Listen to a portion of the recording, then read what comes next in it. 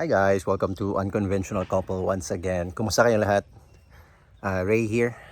Again, nandito tayo ngayon sa ating munting goat farming. Hindi sa first time na napanood ang video na to guys, gumagawa pala ako ng mga videos related to my work as a social worker dito sa DSWD 4Ps Pantawid Pamilyang Pilipino program. And may isa kasi nagtatanong, maliit lang daw yung chances na makuha na ma-hire. It's a yes and it's a no, siguro. When I applied for this job, 200 lang yung kinuha nila guys. More than 200 yung target nila na ma-hire. Tapos kaming nag-apply, more than 1,000. Dito lang yan sa Region 8. Kasi marami kasing qualify, especially yung mga teacher, nurses, social work, maraming social work. Ako, hindi ako social work, hindi ako nurses, hindi ako nursing, hindi rin ako teacher.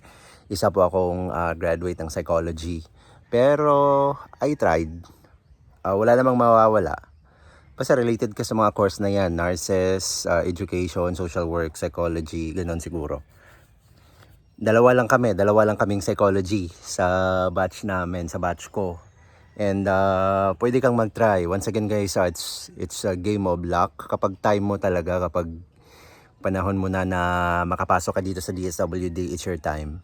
And nag-try lang din ako. Isa lang po ako sa mga nag-try.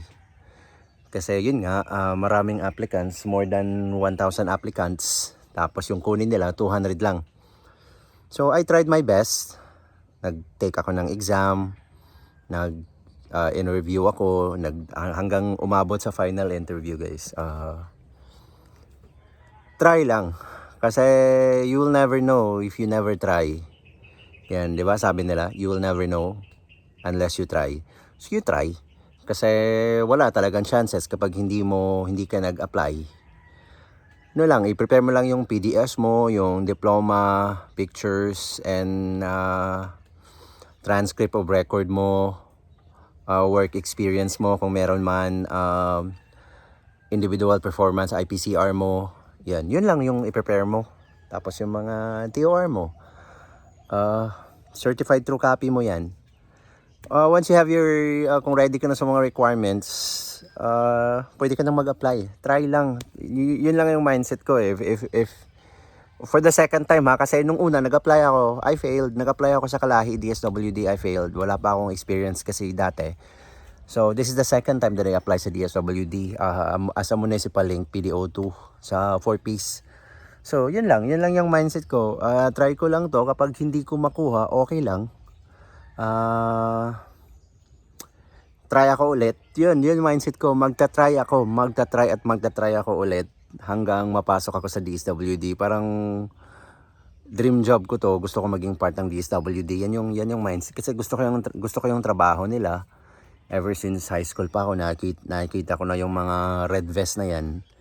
Yung mga malaki kasing tatak ng DSWD, di ba? DSWD. Tapos may mga sakuna, may mga bagyo. Nandun sila. Tapos sabi ko, gusto ko yung klaseng trabaho na yan. So, pero hindi ko alam na social work pala yung kursong kukunin. Kaya nag-psychology naman ako dahil sa auntie ko. So, yun. Kung alam ko pa yan, siguro social work ko na yung kinuha ko. Pero ito talaga guys, ngayon ka lang to na-realize. But, and then sabi ko, dream ko pala to dito. And I'm here. Kaya may purpose ang Panginoon guys, kapag dadalhin ka talaga niya kung saan ka saan ka hiyang, saan ka pwedeng fit. He thinks or he knows best for us.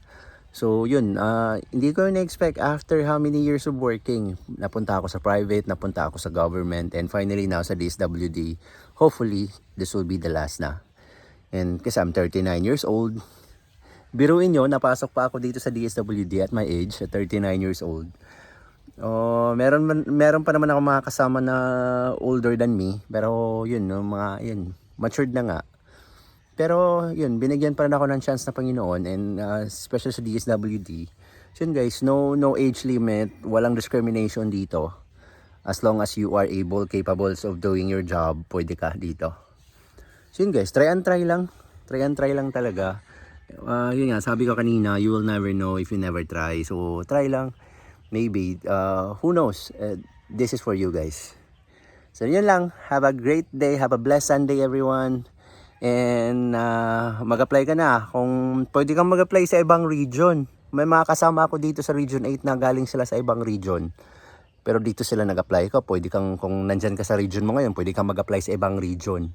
Or doon ka lang sa region mo mismo. So, yun lang guys. Have a great day. Bye-bye.